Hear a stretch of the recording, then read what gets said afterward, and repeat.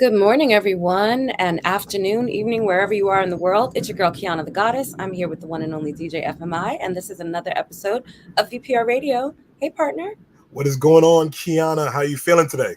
I'm feeling great, just exhausted. God, VPR. I just ran in from the dentist. I just had a cleaning. Sure did. My teeth are feeling very fresh, which I always like that. I care about my teeth. If you're gonna be out here speaking in people's face, your breath better be smelling right, and your teeth better be on point. Facts. But Qiana, I got a story to tell today, VPR. I got a story to tell. Like I'm feeling like I'm Biggie. I found myself last weekend, actually very close to our first studio, VPR. We always talk about our first studio on St. James Place in Brooklyn, the born place Biggie. And I found myself at the Barclays, Qiana. So I wanted to plan something a little bit out of my realm. And I know normally we go to events and we're doing press and we're doing interviews and we're running around with like 10 heads. So I bought tickets. Okay, VPR. I have never bought tickets to anything, but I said to myself, I want to go out for an experience. I want to treat someone. So with that being said, I bought tickets to the Legends of the Street tour. Now, if you guys aren't familiar with the tour, it is the acts of, let me actually bring up the list. That's a good one. I've been hearing about that. Yeah, the Legends of the Street tour. They had Jeezy, Jadakiss, T.I., Trina was on the bill, Gucci Man was on the bill, Remy Ma. It was a few artists actually on the bill. I just need to pull that up. But while I'm talking about it, What is was today tickets looking like, partner?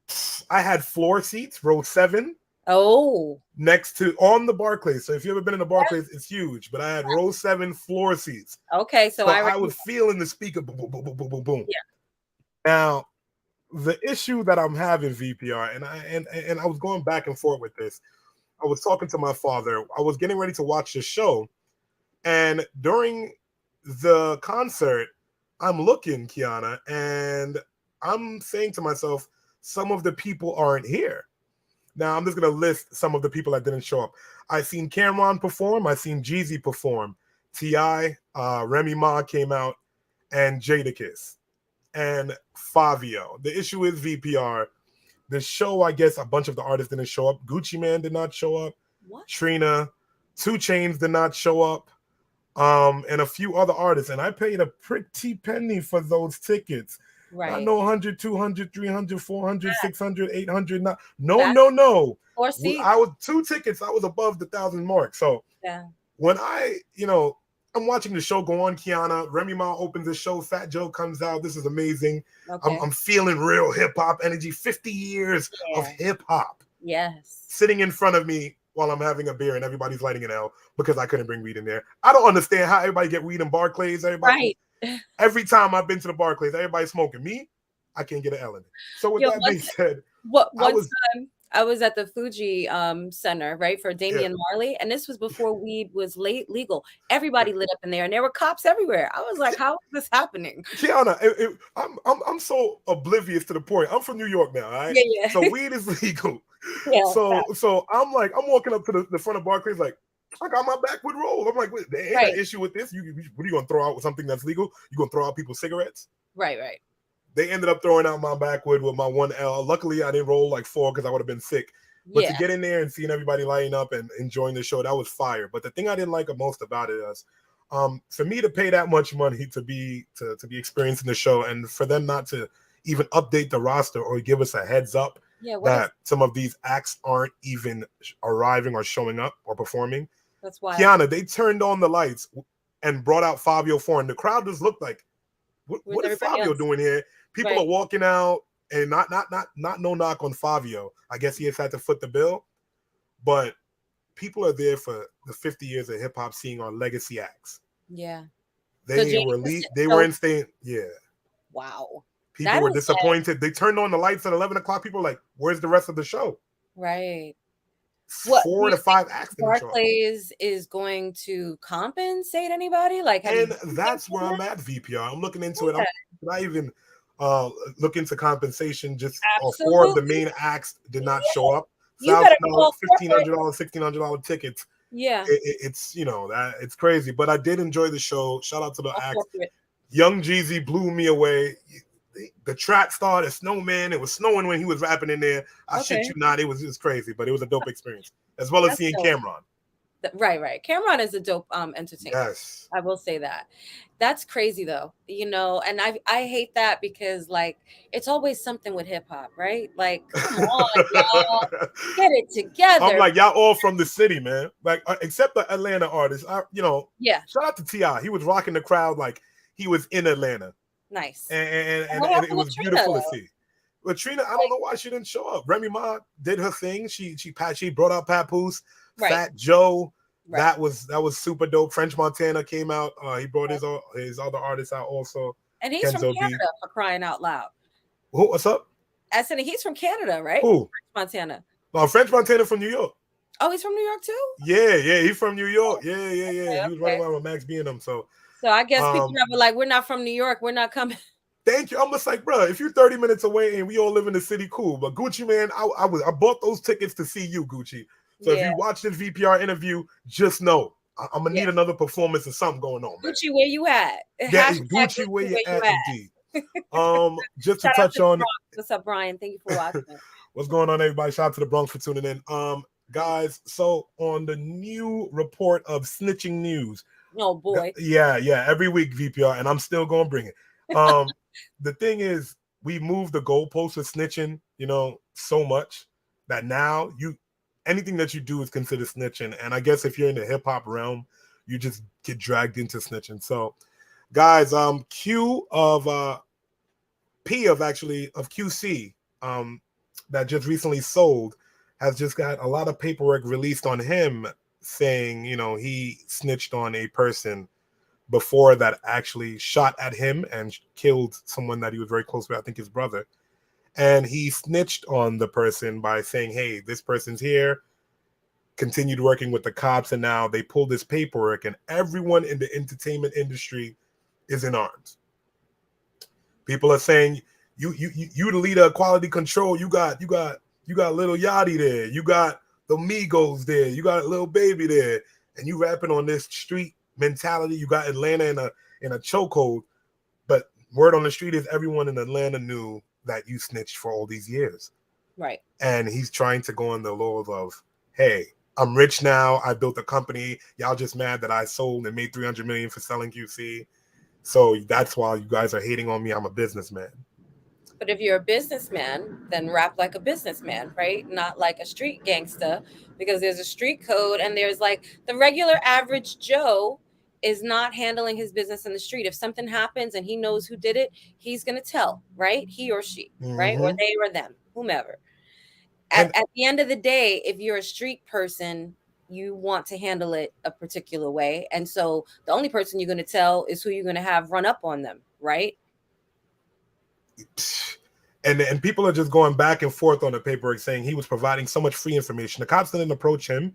He was going there offering the information. Hey, this guy has a warrant. He's here. Hey, this guy is But I mean, doing this. wouldn't I you? heard that he killed my brother in the streets, because he would go to the streets. Right. He would say what he was hearing while he was chilling with his street dudes in the bando, going to the Right. trap houses. And And that's the then he would problem report right back here. to the officers and then Right. release the information to them Right. because, hey, you killed my brother. And that's a problem right there though, right? Because he's blurring the line. So you're going and you're getting information from those in the street, information that should just be between you guys. Now they're probably looking at you sideways like, what else did you tell the police?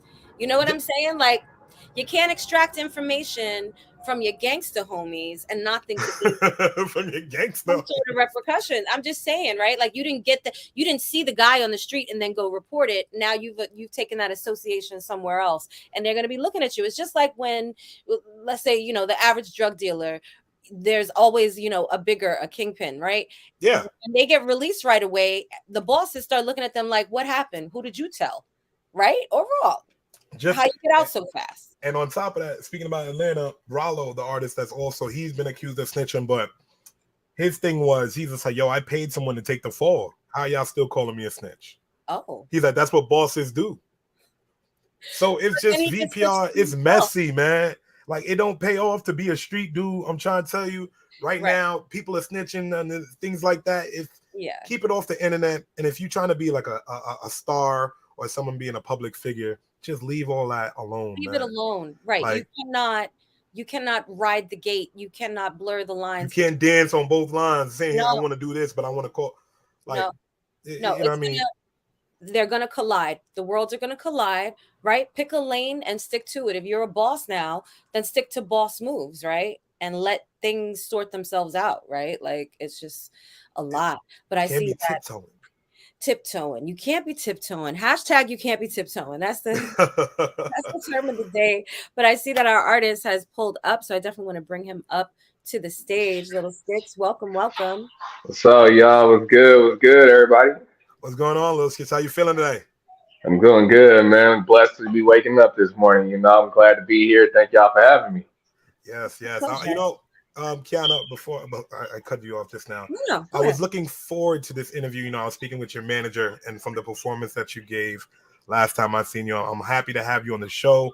It is Thank Thursday. you. We love to bring positive energy here, and we're gonna get ready to just explore into your artistry, your background, your story. So, Qiana, I'm gonna Okay. let you kick that off, and then we're gonna keep going. Yeah, so All I right. really just want to start with your journey through hip hop. I know that you're from the West Coast. You came over to the East Coast. You were also influenced by, both coasts when it came to hip hop, which some years ago was a big thing, right? Like a controversy. Yeah. So tell me Yeah. about your journey and how you went from being poetic, being a writer, and integrating that into hip hop and what that means to you. All right. Sure. No problem. Yeah. All my life I've loved music. All my life I've loved literature.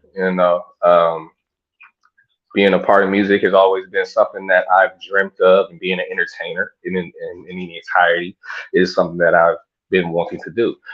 With music and writing and just coming up with my songs. I've been doing this since I was at least 10 years old. I got in the studio when I was 12. My brother, he put me in the studio and was like, yo, you have to start recording, man. Your poems can be turned into songs.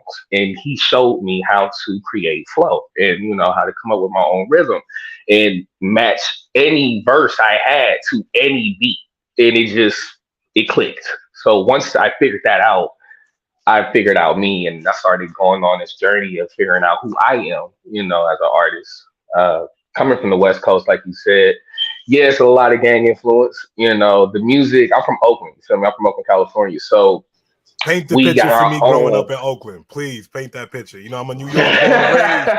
You feel me? I can tell you a lot about a Yankee Right. brain walking through the streets in some Timberlands. Tell me what your daily was, man. Black hoodie, ski mask. The style you see now is the style that I grew up with. Everybody in black hoodies with a whole bunch of designs on them. Got a beanie on, sagging down. For us, it was the hypey movement. If you remember the hypey movement, we had Mac Dre, we had E40, we had Too Short, we had Keep the Sneak, and all these other artists that were from the Bay Area putting on for us at the time.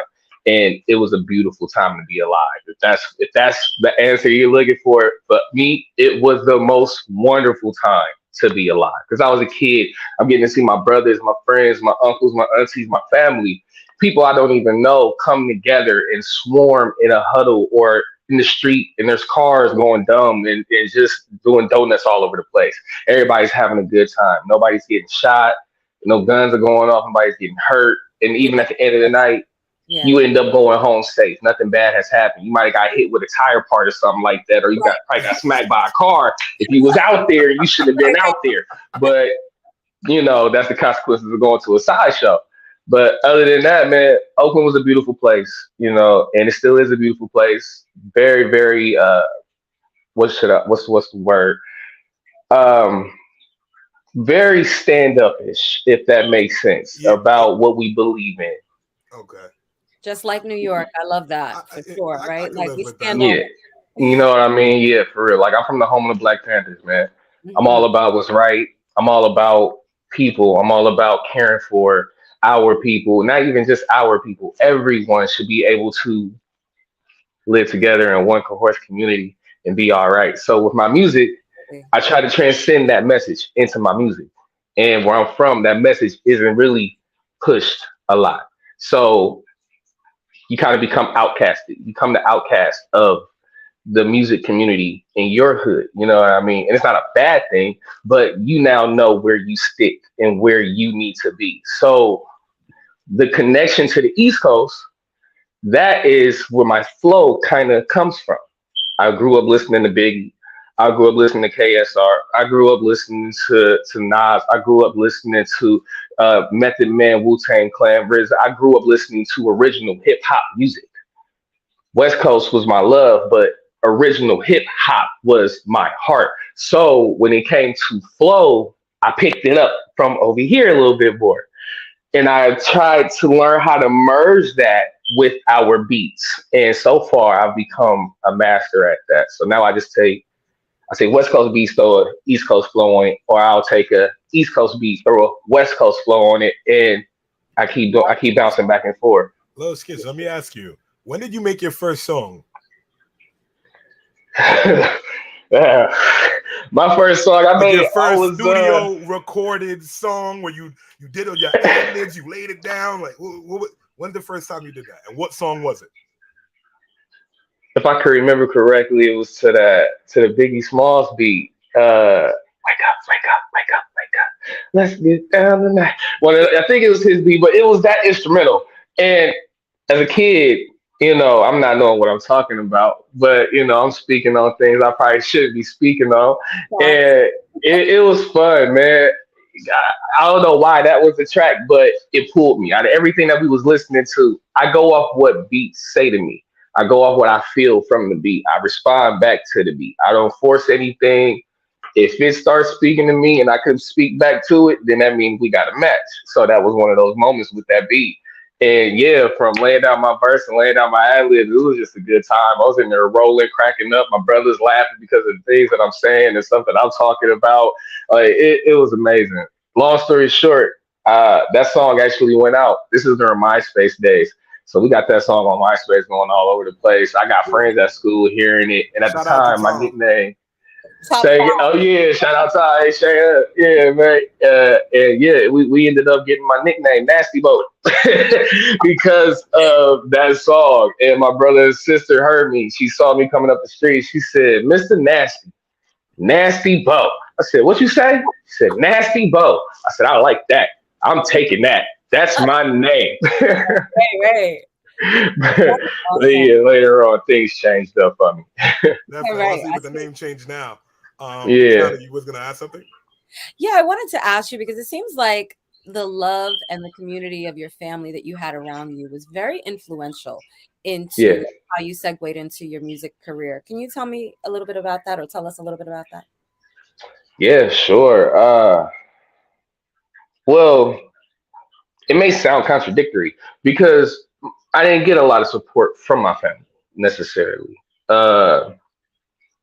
It wasn't something that they took serious. It wasn't something that they seen as a serious thing, especially at that time.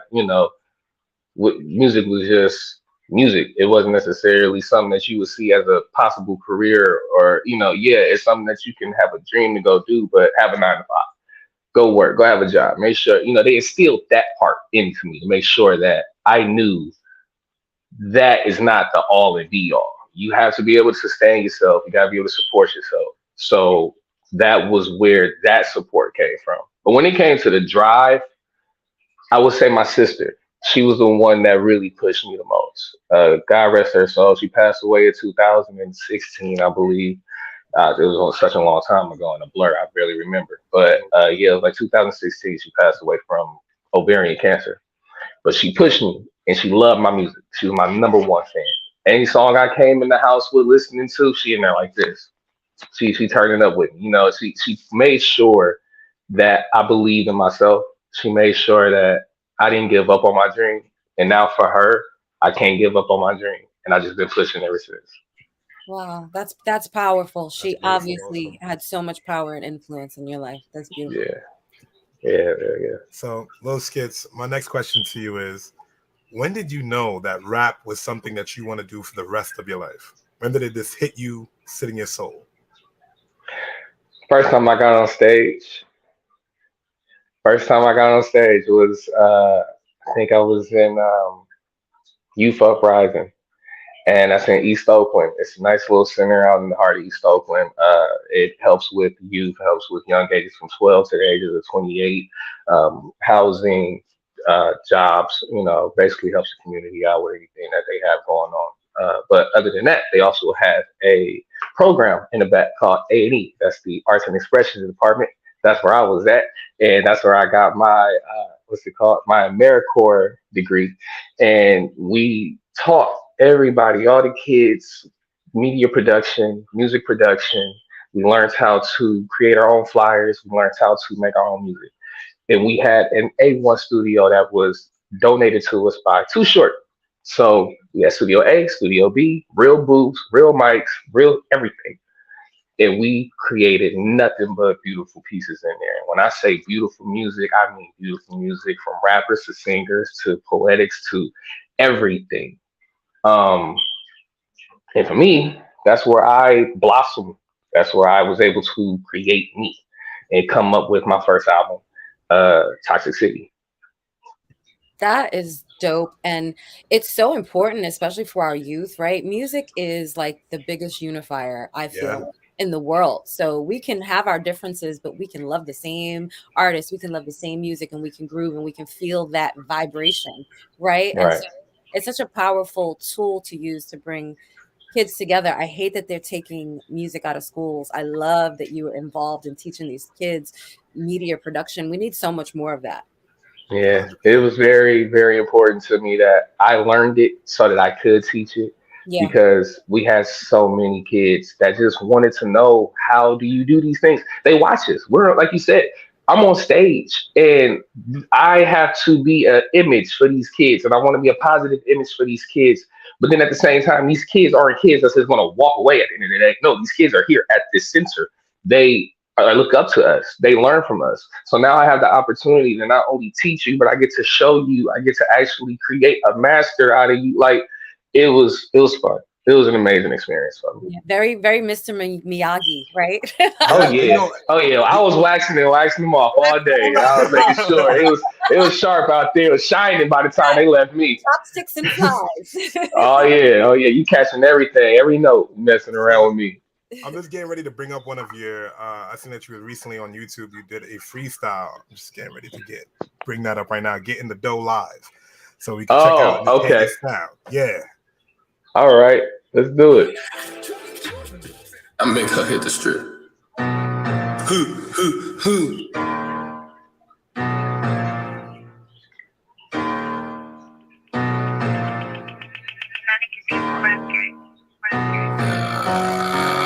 I'm working this bitch and I'm curving this bitch. I'm cutting this bitch for sure. She working the dick, she slurping the dick. I love her, I want some more. I make her hit the strip, she strip for the strips. The bitch is in love with the dough. Valentino on the wrist, Gucci the kicks. I put Chanel on my bitch. Get in the dough, get in the dough, get in the dough. Yeah, we get in the dough, yeah, we get in the dough, get in the dough, get in the dough. Yeah, I'm getting the dough, get in the dough, get in the dough, get in the dough. Yeah, I'm getting the dough, get in the dough, get in the dough, get in the dough, yeah, get in the dough. Get in the dough, straight out the hole. I'm still in 07, I D-Lo your hoe. It's 2020, I'm feeling the Philly, Javinci and Millie. Bust down the Richie, I'm getting the dough. I'm in my bag, like Megan, she bad. Thick like a stallion, and her knees bold. We in the palace, meet me at Dallas. She wanna ride, I put her on the bull. Straight over pool, back to your dude. I don't want you, I just want your drool. My drip's a rule, my dick is a ruler. Looking for love, bitch, what is you doing? I cannot settle, money is better. Wants on my soul, my mama won't let me. My daughter won't let me, my son won't let me. Temptation is heavy, I'm keeping control. Lucky, amazing, purple. So, oh my God, I'm gonna give him a sneak peek. Yeah. Can't let Shout out, still got the juice. Right. Fresher Digs, man. Shout out to the whole team, man. They put me on. That's their whole studio.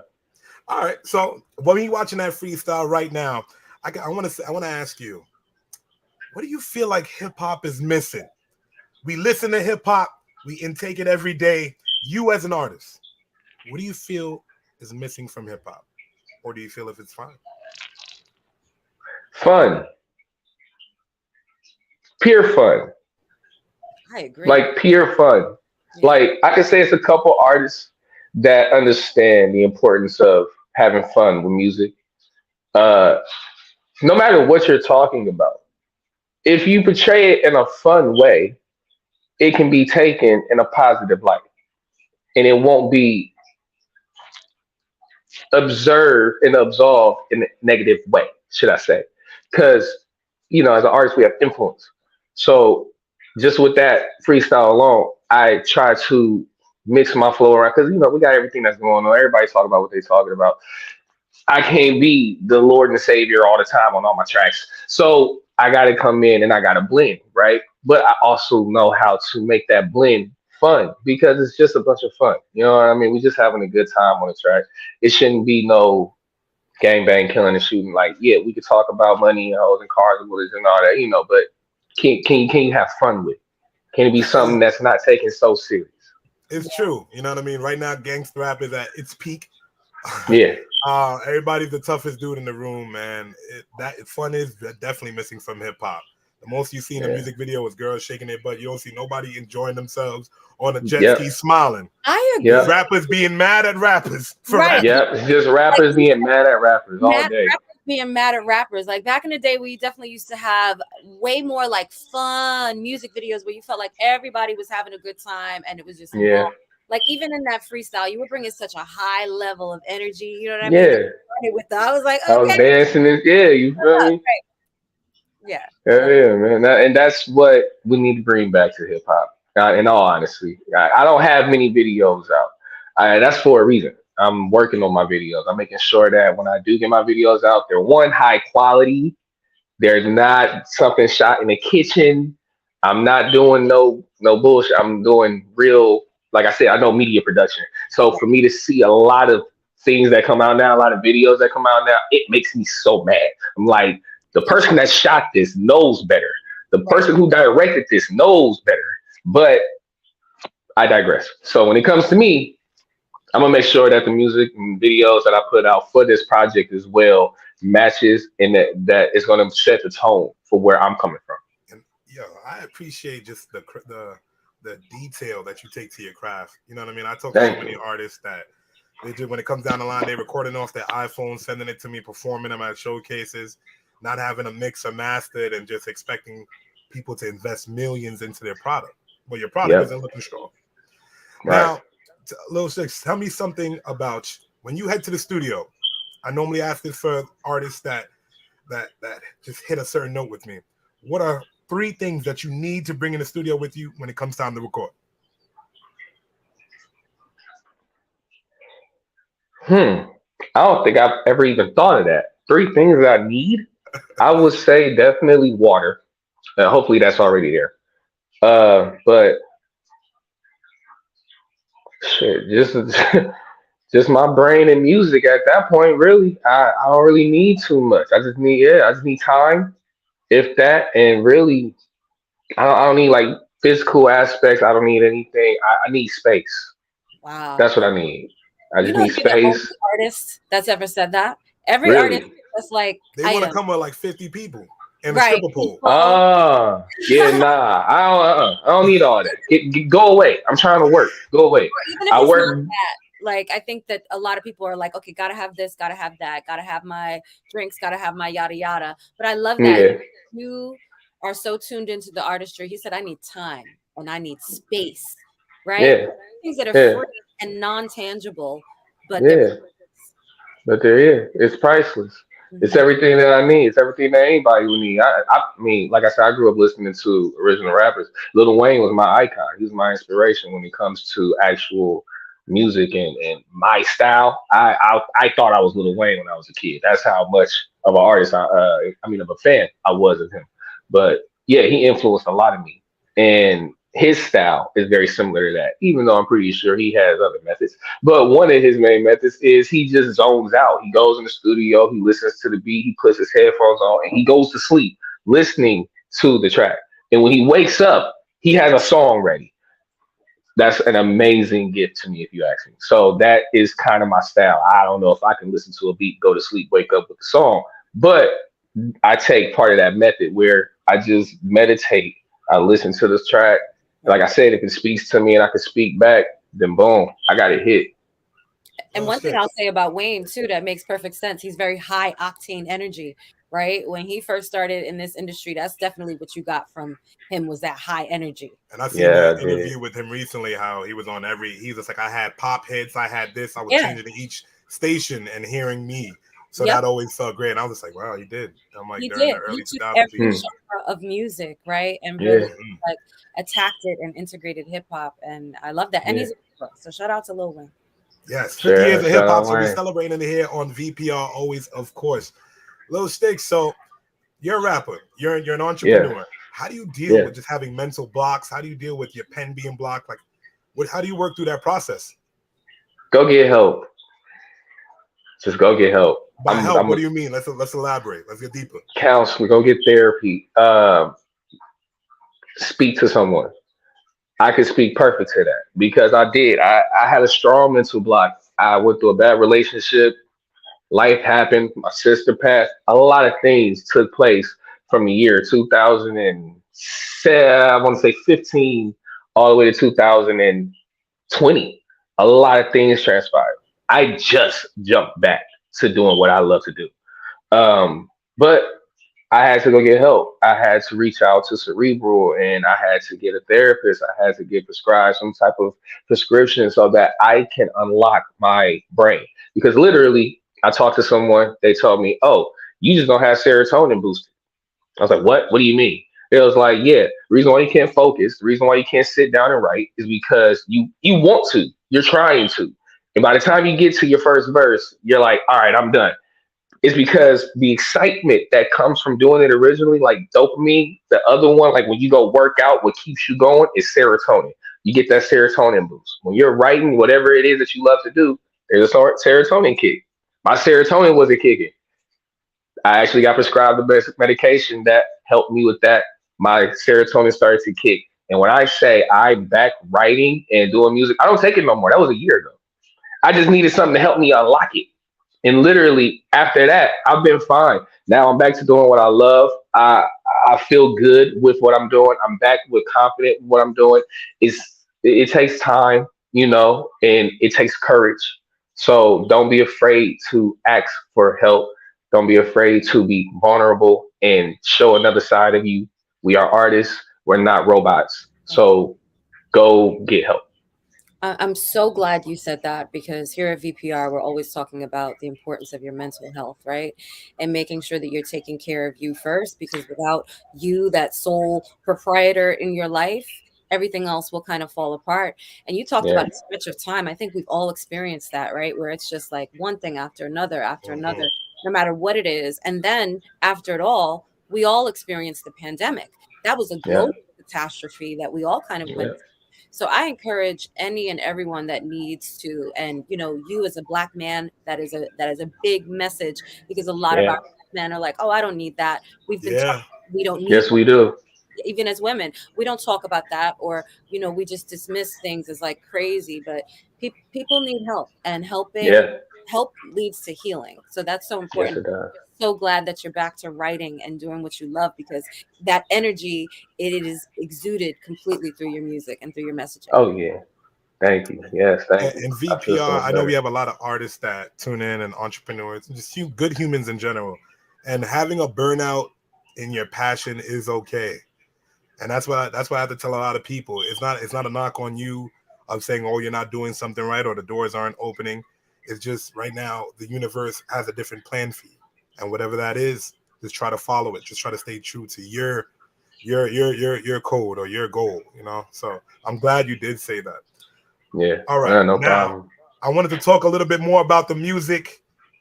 Yeah, The let's get music. into it. So What's do you up? have any albums on the way that's coming out, or an album that you're working on? What is it? I do have Sounding? a project, and then I haven't named anything, but yeah, right now I do have one project coming out. It's called Now or Never. And like I said, this album is something that I'm taking my time with. I want it to be by June. My birthday is June 15th. If not, then it'll be by November. But other than that, it will be coming out this year. I'm just making sure all the details, like you said, are taken care of, mastering videos, That video was a part of the plan right there. So that's one of the videos that's knocked out. Now I just got a couple more that I'm about to get done with. But other than that, yeah, man, Now or Never is going to be dropping real soon. You can look out for my 2 tracks that's out now. Breathe, What is a Legend. Getting the Dough is soon to be out. We just taking our time so we can make sure that we market that song right. But right now, yeah, man, I got a couple more tracks. It's going to be a 5-song album. Well, make sure you get us some of those VPR exclusives. You already know. Oh yeah, definitely. DJ from my drops, them Qiana drops, the VPR drops, all of that. I got you, definitely. Yeah. So, what are some artists that you actually look forward to working with? You know, you do have a sound. I listened to a few of your freestyle videos. I actually have one lined up right now, the BET Cypher freestyle that you had up there. So I'm gonna play that next. Okay. So, what are a few artists that you want to work with in the future? A few artists that I would like to work with. That's hard. Because no, I don't really see myself. I mean, all right, maybe I'm not interested to, like, now that I'm doing this and now that I'm older and I'm understanding what I'm doing, I know that not that I don't need nobody or nothing like that, but where I am going and the things that I'm doing, I don't want certain energies around me. I don't want to be involved in certain energies. I do music because I like music. I do music because eventually it'll be something that I get fully paid for, as long as I create this groove. I mean, continue to create this groove in the industry that I'm creating right now. I'm working on independency. I'm working on building independent artists. I don't want us to feel like we need to work with nobody else but ourselves. Yes, have features. Yes, go out and build, create that community, work with other artists. But when it comes to somebody that isn't on that level, you got to focus on you and you got to get your shit together. You got to get your marketing. You got to get everything that you need down packed before you can think about working with anybody else. So honestly, yeah, no, I haven't thought about nobody that I would love to work with, because I gotta get so much in line. Like, honestly. And I'm glad you said that too, Qiana, because you know how much times do we see the Drake effect? Yeah. And what I say about the Drake effect, if you think about it, you know what I mean? Migos is one of the only people that survived the Drake effect when they hopped on each other. And they continue to make a career for themselves. Yeah. I Love I'm not fading away. Boy JB, you got a whole bunch of artists that, you know, he'll work with when it makes sense for him artistically to work with them for that sound. Yeah. Yep. So you just standing on top of your business and saying, hey, I want to make sure I curate my sound. I want to make sure my business is right before I deal with other entities that could fuck all that up. That's right. Yeah. The beautiful thing is you're creating your own flow of energy, right? So the people come to you, right? Essentially, they'll be looking to work with you because they identify with your sound. They identify with that vibration. So that is like, you're definitely on here dropping some gems today. Yeah, I'm glad. Hey. Shout out to everybody that's tuning in right now. They're throwing up the hearts. I appreciate it. I'm watching the VPR. Thank you. Yeah, I better take a note from Lil Skitx. I appreciate it. Yeah, man. Yeah, man. I've been through a lot. I've been played before. Yeah. So when that happened, that was another roadblock that I had to get over. You understand? And that was probably one of the biggest roadblocks that I had to get over, because this was music that I had made. This was music I had mastered. This was music. I've sat down with producers that have worked with Nelly and got Grammys and plaques on their wall. All right. In the heart of Oakland, you wouldn't even think this person is there, but he's right down the street from me. So I've worked with people that have been able to get me on certain platforms.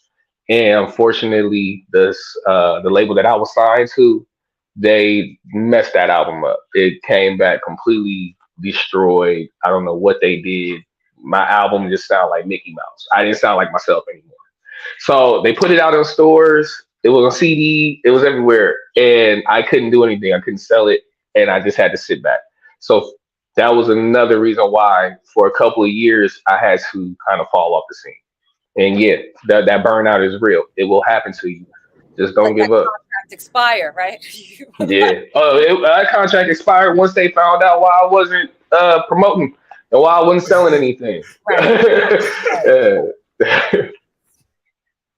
No, I definitely hear that. So my next question was going to say, what was one of the hardest experiences you've learned in the hip hop industry? But that sounds like it right there.